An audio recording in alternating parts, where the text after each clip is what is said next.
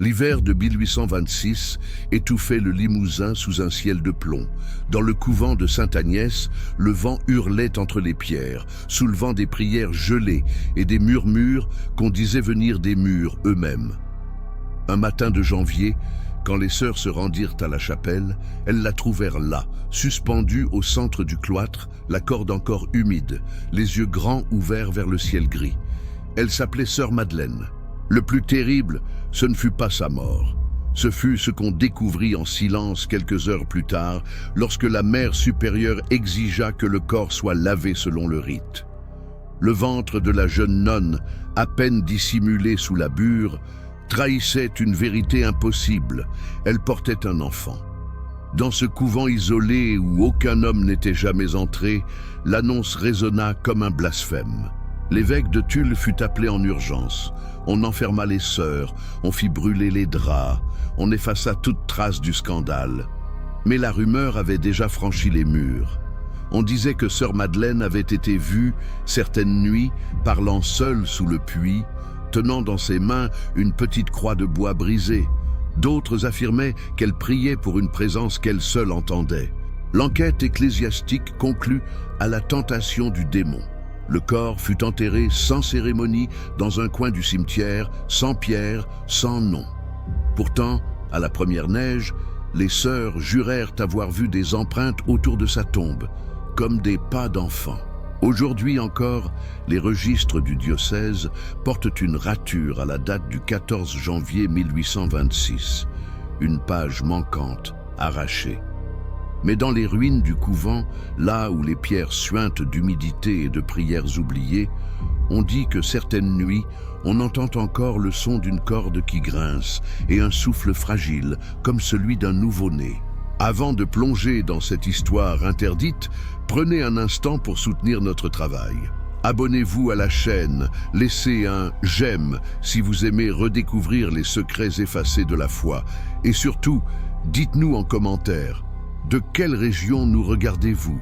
Car peut-être dans votre village aussi, une église en ruine garde encore le souvenir d'une sœur oubliée, d'un mystère que le temps n'a jamais voulu effacer. Le Limousin de 1826 n'était pas un lieu de paix. Les guerres, les famines et la peur du jugement divin avaient laissé des cicatrices invisibles dans le cœur des campagnes. Les couvents, isolés entre forêts et marais, servaient à la fois de refuge et de prison. C'est là, dans ce silence glacé, que des jeunes filles étaient envoyées servir Dieu, souvent contre leur gré, souvent pour expier les fautes d'autrui. Sœur Madeleine n'était pas différente des autres. Fille d'un métayer pauvre, elle avait pris le voile à 16 ans. Douce, pieuse, mais curieuse, elle questionnait les sermons, les dogmes, les interdits. Et dans un monde où le doute était un péché, sa soif de vérité fidèle, une coupable idéale, la découverte de son corps, pendu dans le cloître, n'était que le dernier acte d'une tragédie que personne n'osa nommer. Mais derrière le scandale et la condamnation se cachait un secret que le couvent tenta d'enterrer. Car l'enfant qu'elle portait, celui qu'on effaça des registres, n'était pas né du péché, disaient certaines sœurs, mais d'un miracle. Ce soir, nous allons rouvrir les portes de Sainte-Agnès et écouter, entre la pierre et le vent, la voix d'une femme que l'Église voulut réduire au silence. Le couvent de Sainte-Agnès s'élevait au milieu des collines du Limousin comme une forteresse de silence. Construit au siècle précédent, il avait été abandonné durant la Révolution, puis reconverti à la demande de l'évêque en maison de prière et de rédemption. Les pierres noircies portaient encore les traces des incendies d'autrefois. La cloche, fêlée, sonnait un ton plus bas, comme si elle pleurait à chaque appel à la prière. En 1826, 22 sœurs y vivaient, sous la direction sévère de Mère Thérèse du Cœur Saint. La plupart étaient jeunes, venus de familles modestes ou déchues. Leurs journées se ressemblaient, la prière à l'aube, le travail manuel, les repas en silence, la lecture des Écritures. Mais depuis quelques semaines, un malaise flottait dans les couloirs. Certaines nuits, des voix se faisaient entendre depuis la chapelle, alors que toutes étaient censées dormir. Sœur Madeleine avait rejoint la communauté 2 ans plus tôt. Elle se distinguait par une douceur étrange, une lumière dans le regard que les autres interprétaient comme de la naïveté. Mais la mère supérieure, elle, y voyait de la faiblesse, ou pire, une forme d'orgueil. Madeleine priait différemment. Elle murmurait des mots que personne ne reconnaissait, parfois en latin, parfois en un patois ancien du Limousin. Les plus âgés disaient qu'elle avait le don d'apaiser les douleurs. Une sœur atteinte de fièvre aurait été guérie après une nuit passée dans sa cellule.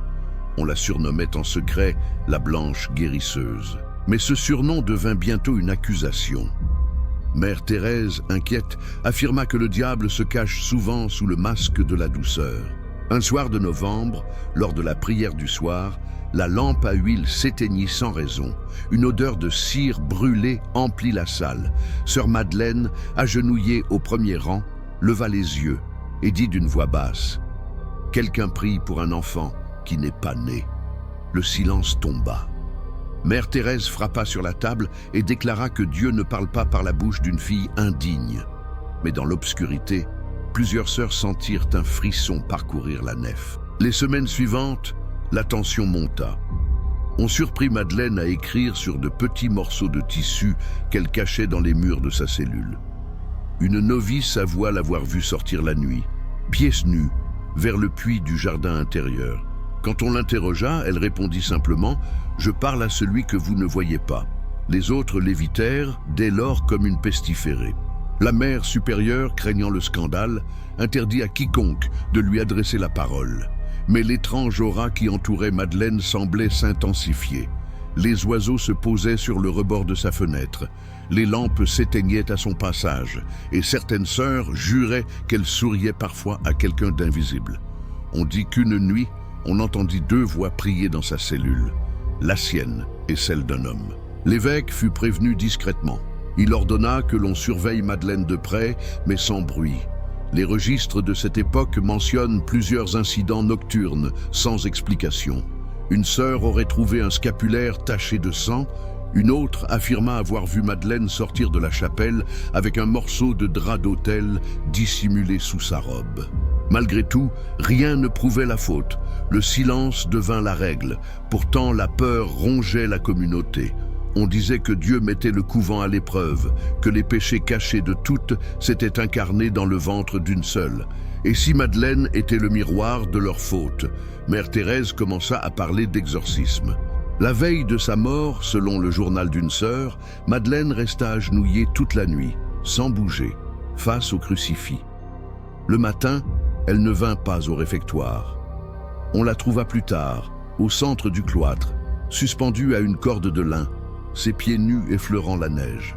Dans sa main serrée, un petit crucifix brisé et sur ses lèvres figées, un mot qu'on crut lire « Pardon ». Le jour même de la découverte, le couvent fut bouclé. Nul n'entra, nul ne sortit. 2 gendarmes arrivèrent à l'aube, suivis d'un prêtre du diocèse de Tulle, l'abbé Vauclair, envoyé par l'évêque lui-même. L'homme était grand, au regard sévère, et parlait peu. En posant le pied dans le cloître, il fit le signe de croix, comme s'il entrait dans un lieu de profanation. L'air sentait le froid, la cire et la peur. Le corps de sœur Madeleine avait été descendu et posé sur une table recouvert d'un drap. La mère supérieure, droite, tenait un chapelet entre ses doigts glacés. Personne ne pleurait. L'abbé Vauclair s'approcha, souleva le tissu et son visage changea. Les traits de la nonne étaient étrangement paisibles, presque lumineux. Il ordonna qu'on lave le corps et qu'on prépare un cercueil discret. Mais lorsqu'on retira la robe, la vérité éclata. Un ventre arrondi, visible même dans la mort. Mère Thérèse tomba à genoux, murmurant des prières rapides. Les sœurs se signèrent, certaines reculèrent, d'autres détournèrent les yeux. L'abbé resta immobile, comme pétrifié. Puis, lentement, il dit « Que Dieu nous pardonne, car c'est ici qu'il a détourné le regard. » La mère supérieure répondit « Non, mon père, c'est ici que le démon a pris racine. » L'enquête commença dans un silence forcé. Les sœurs furent interrogées une à une. La plupart répondirent par des phrases vagues. Elles priaient trop, elles parlaient seules. Elles posaient des questions sur la chair et le ciel. Une novice finit par dire qu'elle avait vu Madeleine parler à une ombre près du puits. On se contenta de noter. Aucun nom, aucun témoin extérieur. L'affaire devait rester entre les murs. L'évêque exigea qu'aucune autopsie ne soit pratiquée. La honte d'une seule ne doit pas souiller la maison du Seigneur. Le corps fut embaumé hâtivement, selon les rites, puis enterré de nuit, sans cloche, sans prière publique. On brûla les draps et la corde. Mais certains fragments de lin furent conservés pour études spirituelles par l'abbé Vauclair. Ces fragments disparurent ensuite des archives. Les jours suivants, le couvent sombra dans un mutisme complet. Les repas se prenaient sans un mot. Le son des pas résonnait plus fort dans les couloirs. Plusieurs sœurs affirmèrent avoir senti une odeur de fleurs fanées dans la cellule de Madeleine. Une novice, en balayant, découvrit sous la paillasse un petit cahier de cuir. À l'intérieur, des prières et des phrases étranges, écrites à l'encre brune. L'enfant parle déjà, mais pas avec la bouche. Quand l'abbé lut ces lignes, il ordonna que tout soit brûlé. Mais il en garda une copie, dit-on, qu'il remit plus tard à l'évêque. Ce dernier écrivit, dans une lettre datée du 3 février 1826, « Ce couvent n'est plus un lieu saint. Il doit être purifié. » Peu après, un exorciste fut envoyé de Limoges. On fit bénir l'eau, les murs, les cellules, jusqu'à la corde même qui avait servi au pendu. Pourtant, la paix ne revint pas. La cloche se remit à sonner seule, certains soirs, à l'heure exacte où le corps avait été trouvé. Une sœur perdit la voix du jour au lendemain. Une autre jura avoir entendu un battement léger sous le sol de la chapelle, comme un cœur qu'on aurait oublié d'arrêter. Au mois de mars, l'abbé Vauclair disparut. Son cheval fut retrouvé près du bois de Sainte-Agnès, mais lui, jamais. Dans les papiers laissés dans sa chambre, on trouva une seule note griffonnée. « Elle n'a pas péché.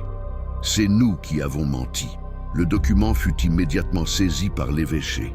L'affaire fut officiellement close à la fin du printemps. Le diocèse fit repeindre le cloître, remplaça la cloche et transféra plusieurs sœurs vers d'autres couvents. Sainte-Agnès retomba dans l'oubli.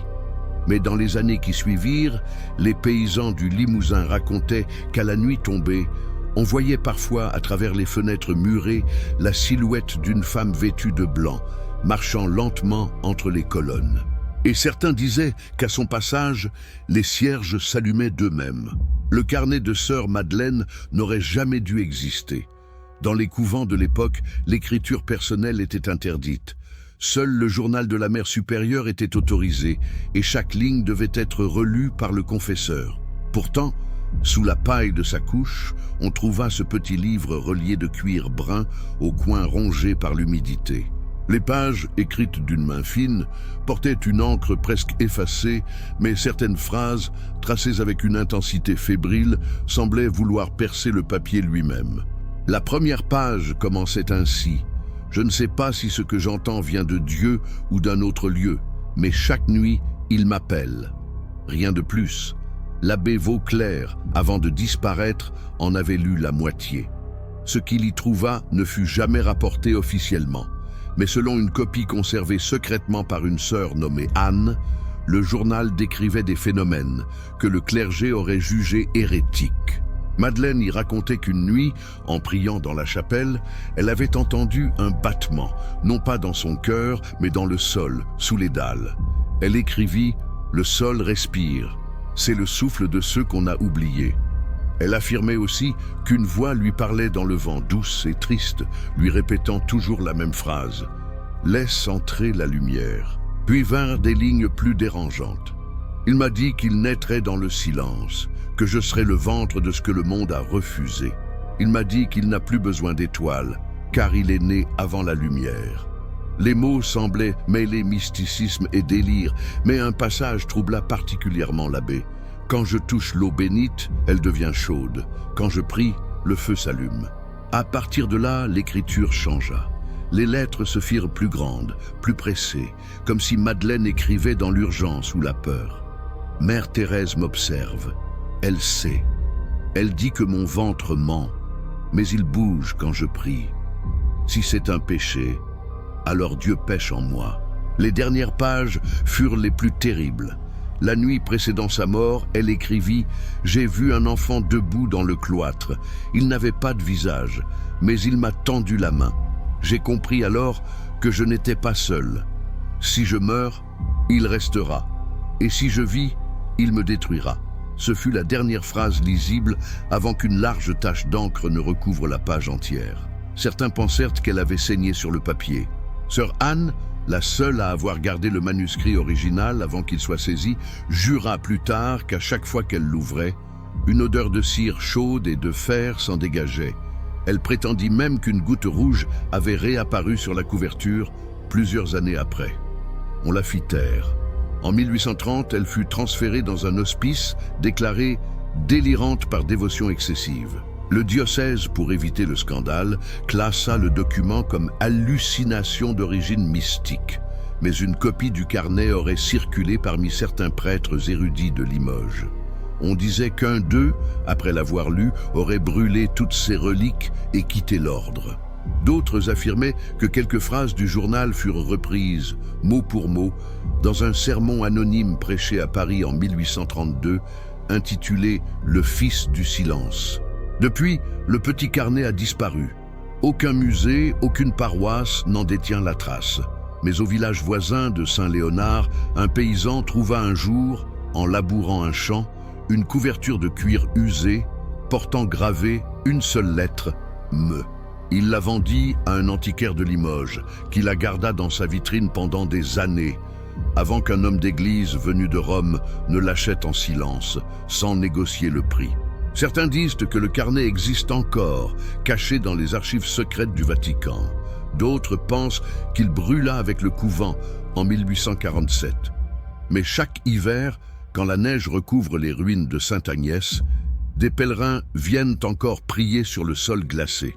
Et quand le vent se lève, on jure entendre, porté par la brume, le murmure d'une femme qui écrit encore. L'hiver suivant la mort de sœur Madeleine, le couvent de Sainte-Agnès resta fermé au public. Seules 5 sœurs furent autorisées à demeurer entre ses murs, chargées d'entretenir la chapelle et de prier pour la rédemption de la maison. Mais très vite, des choses étranges commencèrent à troubler leur retraite. Chaque soir, à la même heure, un léger bruit résonnait sous les dalles du cloître, un son étouffé, régulier, semblable à une respiration. Au début, elles crurent à un simple effet du froid, une pierre qui craque, le vent qui s'engouffre dans les fissures. Mais un matin de février, sœur Constance, en balayant la neige, trouva des traces minuscules, comme des empreintes de pieds nus d'enfants qui allaient du puits jusqu'à la porte de la chapelle. Personne n'osa en parler à la mère Thérèse. On se contenta de prier plus fort. Quelques jours plus tard, l'une des sœurs, Anne-Marie, tomba gravement malade. Elle délirait, parlait d'un enfant sans visage qui venait s'asseoir au pied de son lit. On la soigna comme on put, avec des cataplasmes et des prières. Mais avant de mourir, elle aurait murmuré ces mots: « Il pardonne, mais il ne dort jamais ». Son corps fut enterré à côté de celui de Madeleine, sans cloche, sans messe. Mère Thérèse, rongée par la peur et la honte, écrivit alors à l'évêque: « Ce lieu est souillé par le souvenir, il faut l'abandonner ». Mais l'évêque refusa. Il ordonna au contraire qu'on célèbre chaque semaine une messe du pardon, afin d'apaiser les âmes troublées et les murmures de la chair. Ces messes furent dites au crépuscule, dans un froid glacial, devant un autel presque vide. Durant l'une d'elles, alors que la litanie s'élevait, une sœur laissa tomber sa chandelle. La flamme, au lieu de s'éteindre, s'étira sur le sol comme un fil rouge et remonta jusqu'à la tombe de Madeleine, éclairant le nom gravé à la hâte sur une pierre sans croix. La lueur semblait battre doucement comme un cœur. Mère Thérèse s'effondra, hurlant que Dieu punissait leur silence. La semaine suivante, un phénomène plus étrange encore survint. En ouvrant la porte du confessionnal, on découvrit à l'intérieur un petit linge blanc, soigneusement plié. À l'intérieur, une empreinte minuscule, dessinée dans la cire, celle d'une main d'enfant. L'odeur de lait chaud et d'encens emplissait la pièce. Mère Thérèse tomba à genoux. Elle ordonna que l'on garde ce linge dans un reliquaire. Il fut placé sur l'autel, à côté du crucifix brisé de Madeleine. Mais les nuits suivantes, personne ne dormit. Les sœurs entendaient un bruit de pas légers, des rires étouffés et parfois un chant, une mélodie sans mots qui semblait venir du cœur des murs. Une novice, à demi folle de peur, jura avoir vu une silhouette blanche passer entre les colonnes, tenant quelque chose dans ses bras. Elle berçait un vide, dit-elle avant de perdre la raison. Au printemps, l'évêque finit par venir en personne. En entrant dans la chapelle, il s'approcha du reliquaire, l'ouvrit et recula aussitôt. La toile était tachée de sang frais, bien que personne n'y eût touché depuis des semaines. Il ordonna qu'on brûle tout, que les pierres soient lavées, que le couvent soit purifié une dernière fois. Mais le soir même, un incendie éclata dans le dortoir. Le feu pourtant ne consuma qu'une seule cellule, celle de Madeleine. Quand les flammes furent éteintes, on trouva sur le sol un objet intact, le petit crucifix brisé que la sœur tenait en mourant. Autour, la cendre dessinait la forme d'un cercle parfait, comme une couronne. L'évêque, bouleversé, déclara que le feu avait rendu son pardon à la chair. Peu après, il fit sceller définitivement les portes du couvent et ordonna que le nom de Madeleine soit effacé des registres. Pourtant, le peuple du Limousin ne l'oublia pas. Les femmes venaient en secret déposer des fleurs sur les ruines. On disait qu'une nuit d'hiver, une jeune fille malade fut guérie après avoir dormi à même la terre du cloître. Depuis, les paysans appellent cet endroit le champ du pardon. Et certains soirs, quand le vent souffle du nord, on y entend, paraît-il, deux respirations mêlées, celle d'une mère et celle d'un enfant qui n'a jamais vu le jour. Après l'incendie, le couvent ne fut plus qu'un tombeau habité. Les murs ruisselaient d'humidité, les cierges se consumaient sans qu'on les allume, et la cloche restait muette. Seules 4 sœurs demeuraient encore, recluses dans la peur et la prière. Mère Thérèse, jadis si droite, s'était affaissée, le visage creusé, les yeux perdus dans un vide que personne d'autre ne voyait. Elle ne parlait presque plus, sauf la nuit, quand on l'entendait murmurer. Elle ne voulait pas mourir. Chaque matin, elle se rendait seule dans le cloître. Là où Madeleine avait été pendue, elle s'agenouillait longuement, répétant des Ave Maria sans fin. Ses doigts laissaient le sang couler sur le chapelet. On disait qu'elle priait non pour Madeleine, mais contre elle, pour empêcher son retour. Certaines sœurs affirmaient l'avoir vue parler à l'ombre projetée sur le mur, comme si quelqu'un se tenait juste derrière. Un jour de mars, Mère Thérèse fit convoquer les survivantes dans le réfectoire. Sa voix tremblait. Le diable vit encore parmi nous. Il a pris la forme du pardon. Nous avons péché par faiblesse. Puis, elle montra du doigt le reliquaire vide, celui qui avait contenu le linge marqué de la main d'enfant. Tant que cet objet ne sera pas brûlé, l'esprit de la faute rôdera. Mais aucune n'osa y toucher. Les nuits suivantes, la mère supérieure fut entendue marcher sans répit dans le couloir. Une sœur raconta qu'en la croisant, elle sentit une odeur de cendre et de cire chaude. Une autre trouva, au matin, un morceau de robe noire accroché à la corde du puits, comme si quelqu'un avait tenté de descendre dans l'eau. Au fond du puits, on vit briller quelque chose, une petite croix de fer tordue. La folie prit peu à peu la place de la foi. Mère Thérèse refusait la nourriture, dormait à même le sol de la chapelle, répétant qu'elle devait écouter le ventre de la terre. Elle griffonnait des versets sur les murs, mais les phrases n'avaient plus de sens. L'eau est chair, la chair est feu, et le feu prie.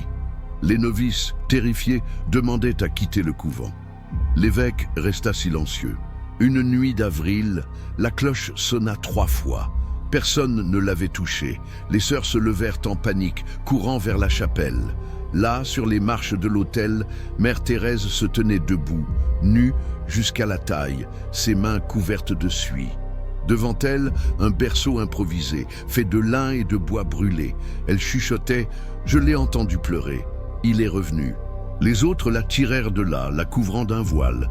Mais elle se débattait, hurlant « Ce n'est pas un enfant du mal, c'est le nôtre, le mien et le sien. » Ces paroles furent consignées plus tard par sœur Éléonore, dans une lettre jamais envoyée.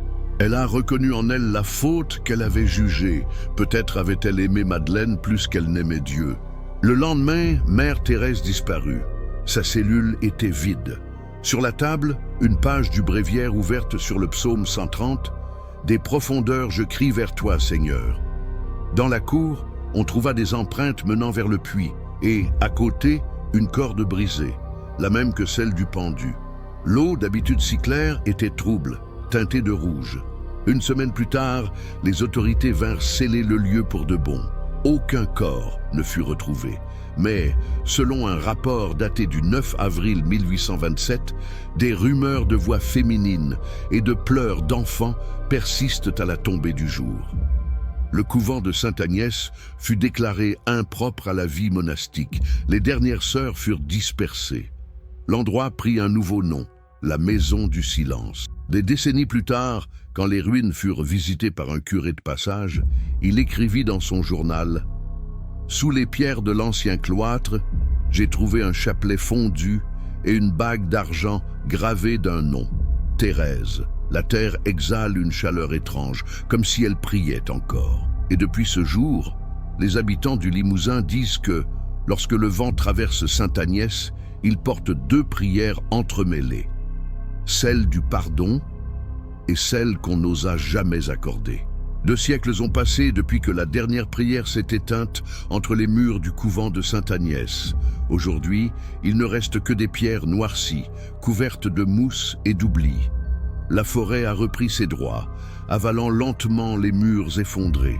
Pourtant, ceux qui s'y aventurent affirment sentir, dès le premier pas, une étrange fraîcheur, une lourdeur dans l'air, comme si le lieu respirait encore, mais à contre-cœur. Le cloître, désormais ouvert au ciel, garde au centre une dalle fendue. C'est là que le corps de sœur Madeleine avait été trouvé. Les paysans du Limousin l'appellent encore la pierre du ventre.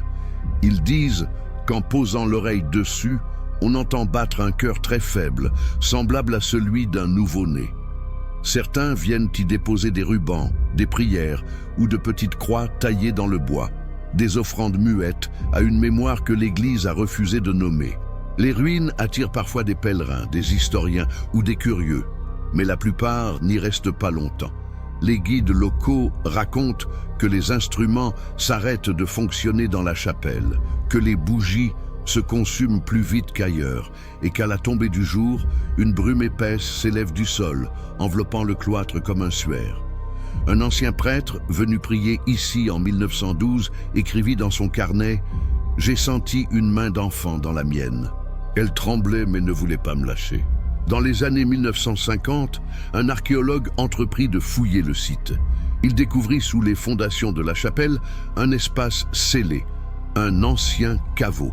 À l'intérieur, aucun cercueil, mais un amas de tissus, des restes de cierges et un petit crucifix brisé. L'objet fut confié au musée diocésain de Limoges, mais disparut mystérieusement une semaine plus tard. Le registre du musée indique seulement « Retrait par autorité ecclésiastique, dossier classé ». La rumeur locale raconte une autre version. Certains disent qu'au moment où l'archéologue toucha le crucifix, une fissure s'ouvrit dans le sol et qu'une vapeur tiède s'en échappa, portant une odeur de lait et d'encens. Le vieil homme, bouleversé, aurait murmuré « Ce n'est pas une tombe, c'est un berceau ». Quelques mois plus tard, il quitta son métier, se retira dans un monastère et ne parla plus jamais de Sainte-Agnès. Les années passèrent, mais les ruines continuèrent d'attirer les âmes en quête de réponses. Dans les années 1980, une équipe de documentaristes tenta d'y tourner un film sur les miracles oubliés.